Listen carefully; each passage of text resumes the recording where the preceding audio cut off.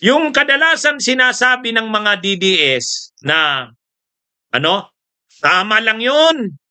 Tama lang 'yun na ano, ang napatay naman na 'yan mga adik 'yan. Ang mga napatay na 'yan mga kriminal, tama lang 'yun. Oh, buti nga 'yun eh. Oh, bakit? Mali ba yung ginawa ni Tatay Digong na nilinis ang Pilipinas sa mga kriminal? Kayo lang naman ng mga adik ang ano eh, ayaw sa ano, pinagtatanggol nyo kapwa nyo adik, 'di ba? Ganun yung bukang bibig nila, ha? Sabi nila, tama lang 'yun.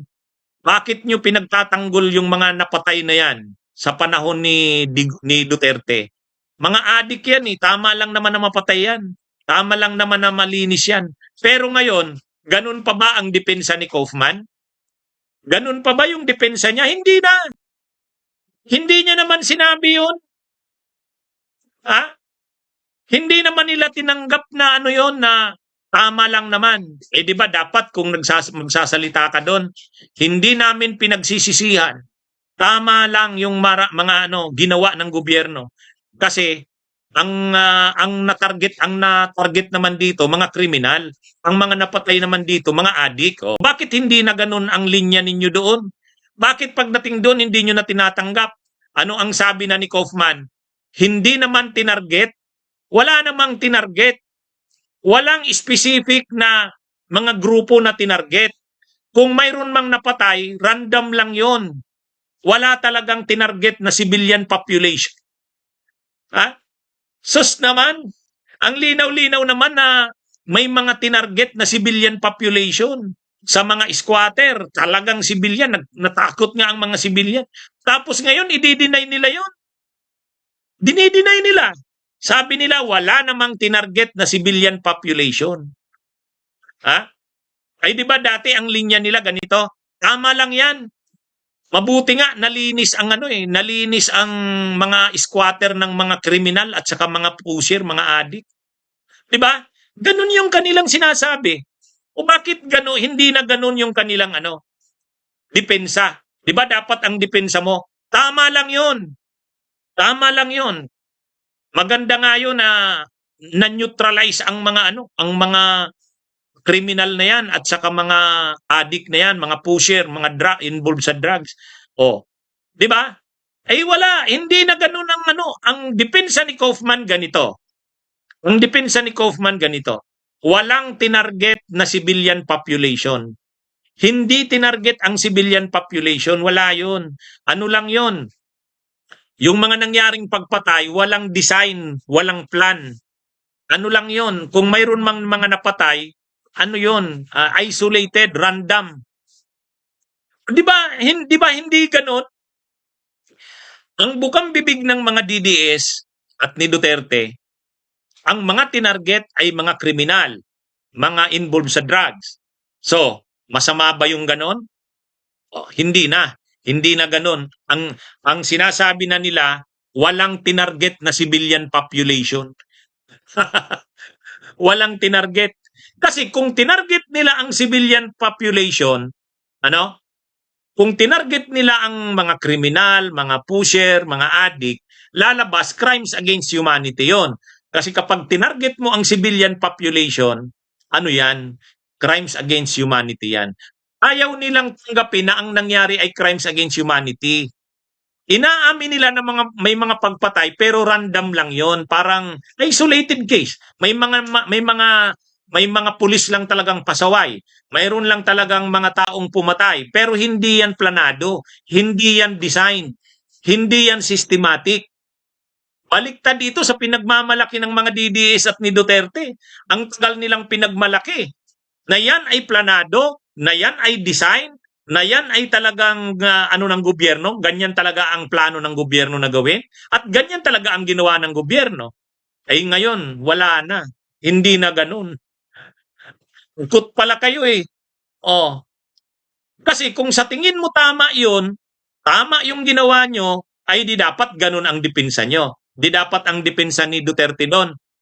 Totoo yun. Tinarget talaga namin ang mga kriminal. Tinarget talaga namin ang mga adik, mga pusher. O bakit? Mali ba yon? Mali ba yon? Ganun dapat ang argumento nila. Hindi na ganun ang argumento nila eh. Ang argumento nila, walang common plan, walang design.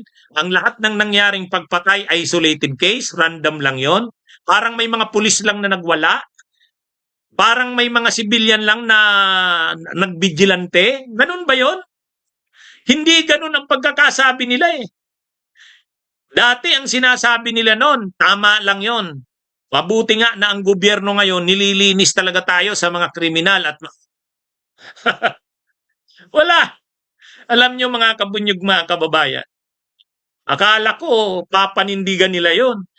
Ang ang maano dito sa ang nakakahiya dito sa ginagawang ito ng depensa, yung mga pinagmamalaki nila na accomplishment ni Duterte, legacy ni Duterte, dinideny. Yung pinagmamalaki nila na tama lang yon, ha? Tama lang yon, maubos ang mga kriminal, tama lang yon, tinarget ang mga drug personalities, tama lang yon para malinis ang Pilipinas. Hindi na nila yon tinatanggap. Ang sinasabi nila, ang mga pagpatay ay minimal lang, kunti lang yan, wala namang tinarget talaga na civilian population, isolated lang yan, random lang yan, walang common plan, walang common design. Ay, anong ibig sabihin nun? Hindi nyo kayang idepensa ang ginawa nyo. Kasi kung kaya nyong idepensa ang ginawa nyo dahil tama ang ginawa nyo, hindi nyo idepensa. Ang ginawa nila, dininay. Dahil alam nila na mali ang ginawa nila. Hindi uubra sa International Criminal Court. Sa Court of Law, hindi uubra yon. Kahit anong sabihin mo na maganda yung mukha mo, ginawa mo yun para sa bayan, sige nga, idepensa mo yan. Di ba? O bakit hindi nila magamit yung ganung depensa? Kasi hindi uubra ang ganung depensa. Ganun lang naman yun. Kasi kung naniniwala ka na magaling ang depensa mo at tama yung depensa mo, makakatindig ang depensa mo, gagamitin mo yung depensa na yon. Ay bakit hindi ginamit yung depensa na yon? Ay kasi alam nilang, ano yon, wala, hindi uubra yung ganung depensa. So anong lumalabas? Yung pinagmamalaki ng mga DDS na paborito nilang sabihin, hindi yun ang sinabi ni Kaufman. Sinabi ba ni Kaufman bilang depensa niya? The former president is very proud of his legacy. Di ba? Di ba? Proud ba siya sa kanyang legacy? Hindi na ganun. Ginawa yan ng former president, nung presidente pa siya para sa bayan. At willing siyang sagutin ang pananagutan diyan dahil sa tingin niya tama ang ginawa niya para sa bayan. O di ba ganun?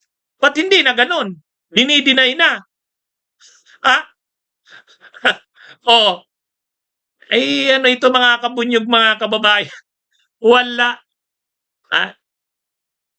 Ako, ang hinihintay natin na yung yabang ng mga DDS at ni Duterte, oo, ginawa ko yan, pananagutan ko yan. O, di ba? Ganon? O, wala, hindi ganon.